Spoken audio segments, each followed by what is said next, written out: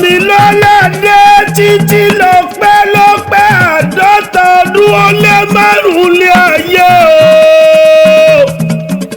Mo ní màmá mi Lolade títí lọ́pẹ́ at 55 gangan rẹ̀ olóríire adúpẹ́ lọ́wọ́ Jésù Kristi.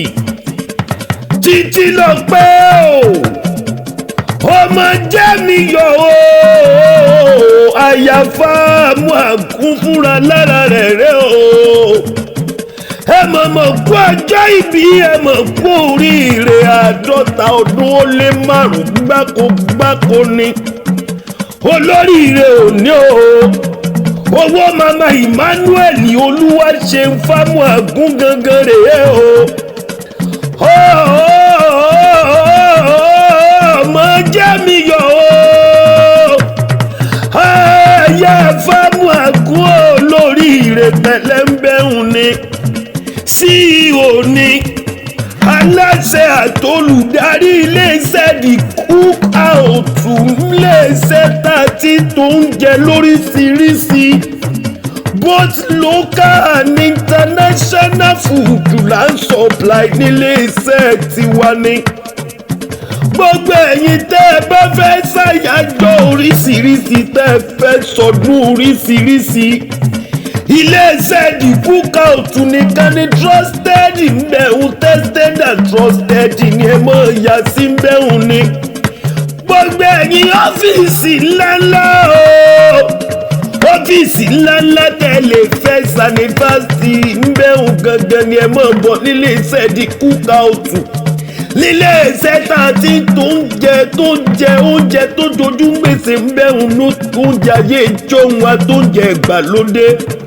Onírúurú oúnjẹ tẹ́ ẹ bá ti béèrè lọ́dọ̀ wa tiwa ní ká supply yín lóúnjẹ tó ládìídùn. The Cookout nílé iṣẹ́ tó gbẹran títí mo lè fọwọ́ sọ̀yà fún o. Ẹ máa bọ̀ wìtìwìtì bẹ̀rùn gangan ni gbogbo ẹ̀yin tẹ́ ẹ nínáwó níwájú. Ẹ máa bọ̀ nílé iṣẹ́ wa The Cookout lábẹ́ aláṣẹ mọ́mí Lolade o. Mọ́mí Lolade ló sọjọ́ bí lónìí ọmọ olóríire. Ṣebí ni màmá mi eléyìí tó jọmọ rẹ àbúrò rẹ tó ní mọ̀ bùnkì ó dáadáa ni. Princess Mansour Ajíbọ̀bọ̀ láti UK ló rán mi níṣẹ́ pẹ̀lú gbogbo ẹbí Ajíṣefíní o. Gbogbo ẹbí Ajíṣefíní ó màdà bọ̀dù wọn ní kí ọ̀pẹ̀lẹ́mbẹ̀hùn olóríire. Princess Mansour Ajíbọ̀bọ̀ from UK and all Ajíṣefíní's family náà rán mi níṣẹ́ mbẹ̀hùn ni. Ó kárẹ̀ ọmọ olóríire o ọmọ Ijesha o ní gbogbo Ìjẹ̀ṣà mẹ́hùn Ijesha Jemiyo ní gbogbo Iléṣà gbogbo Ìjẹ̀ṣà pátápátá pòrògòdò àwọn lárí ọba gẹ́gẹ́ nù ni. Mo ní kọ́lọ́hún kó dẹlẹ̀ fèèyàn rẹ̀ mbẹ́hùn ni kọ́lọ́hún kó foríjì òkú ọ̀run mbẹ́hùn ni kọ́lọ́hún kó bá wa tẹ́ gbogbo àwọn òkú wa tó ń bẹ lọ́run ni. Ọmọ Ijesha Jemiyo ó kú ọjọ́ ìbí ọjọ́ òní o. Mo lọ́jọ́ máa jìnnà síra wọn bẹ̀ wọ́n gbogbo lé ayé. Kẹ́rẹ́ èèyàn tó bá rán ní iṣẹ́ lábẹ̀rù wa lè bẹ̀rù ẹ̀ tá a fẹ́ jíṣẹ́ fún. Èmi Ọláwálé Ajípolówó Jésù tẹ́tẹ́ tó rògọ́jígọ́ bábọ̀ rèdè bá bèèdè. Mo ní wọ́n kì ọ́ bí ológun ẹrú wọ́n kì ọ́ bí oníwọ̀fà ọgbọ̀n wọ́n kì ọ́ bí ìbọ̀rọ̀ kìíní. Mọ̀mí Lolade títí lọ́pẹ́ o ọmọ Jemiyo o aya Famuagun o. Wọ́n gbọ̀ fàmọ́jọ lọ kí n tó gbalé Ìjẹ̀ṣà òṣèré lọ kí n tó parí rẹ̀ ṣèkìtì. Ó yá òdìlé àwọn bàbá rẹ̀ ẹ̀yin lọ́mọ ló fàmọ́jọ ọlálọ́mí níyàn ọmọ abísùjó kọ ọjà kátàfìkì lóró tọfàtọfà. Ìjàkànjàkàn tí wọ́n ń jà lọ́fà láyé ọjọ́ sí wọ́n ló sojú ta ni. Èmi ló sojú ebè lálàá ó sojú poro nínú oko ìbá sojú olóko àlàwọ̀n o. ọmọ láàrẹ ọmọ péré búure ikú gbọ́dọ̀ dùkànlé ọlá lọmí torí tí kan bá dùkànlé ọlá lọmí ogun ní kó wọn róró Ọ̀fà mọ̀ká ẹrú ẹ̀ ló máa ń ká ẹrú ọlọ́fà mọ̀jọ ó mọ̀ láká jọmọ ọlọ́fà mọ̀jọ lọ torí pé ẹ̀yin lọ́ máa lu kọ́sọ́ ọlọ́fà ẹgbẹ̀je ọlá ló máa lu dùndùn ọlọ́fà ẹgbẹ̀fà ọmọlú kíríjìgbì ẹ̀ lọ́fà ẹgbẹ̀dínlógún lé bàbá tó bí yín lọ́mọ ni ọmọ làmí lápá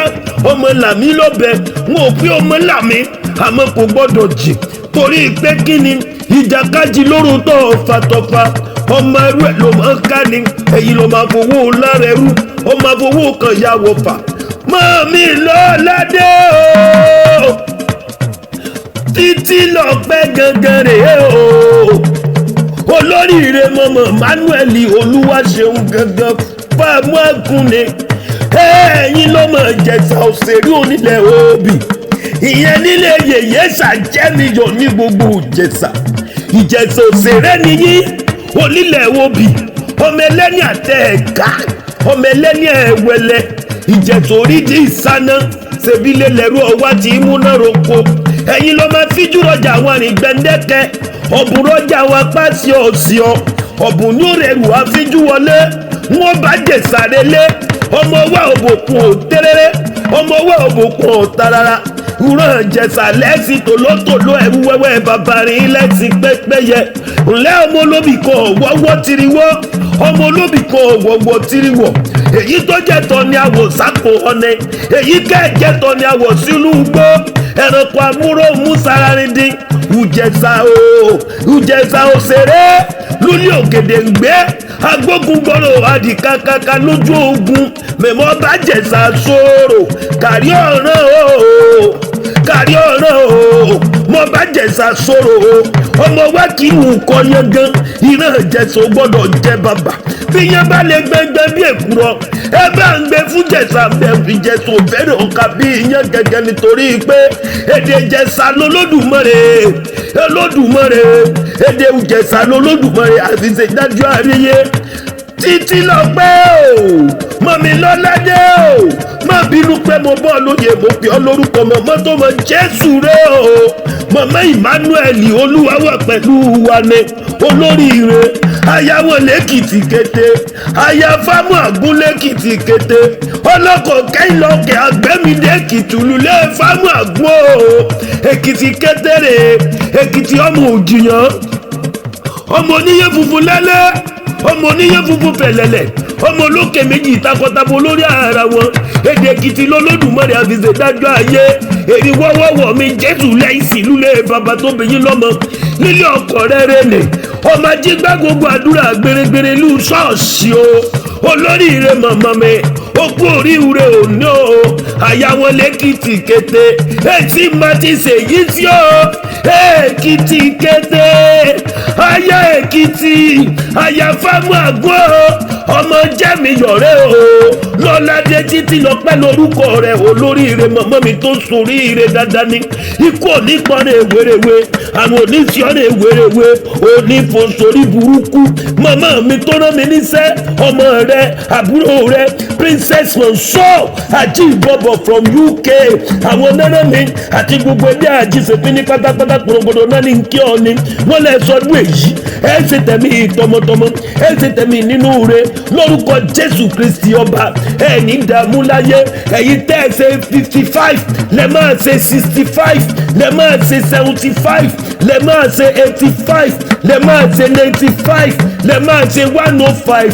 lẹ máa ṣe 125 lẹ máa ṣe 175 lẹ máa ṣe 195 lẹ máa ṣe 205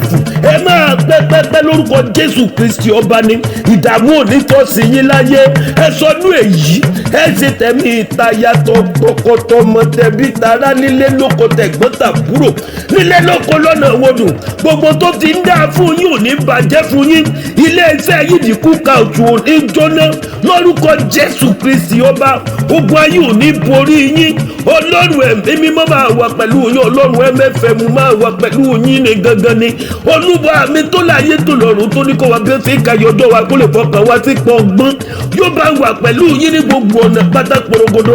Ẹni dààmú, ẹni ṣìrìn, ẹni ṣílẹ̀tẹ̀ lọ́lẹ̀ Elédùmarè lórúkọ Jésù Kristi. Ogun ayé ò ní borí yín, ogun ọ̀tá ò ní borí yín, tẹ̀bí tará lé lóko lọ́nà odò. Princess Ajíbọ̀bọ̀ Mọ̀sọ́ Ajíbọ̀bọ̀ ló rán mi òwò. Àwọn náà ní wípé happy birthday Ajípolówó Jésù tán lèmi ń jẹ́.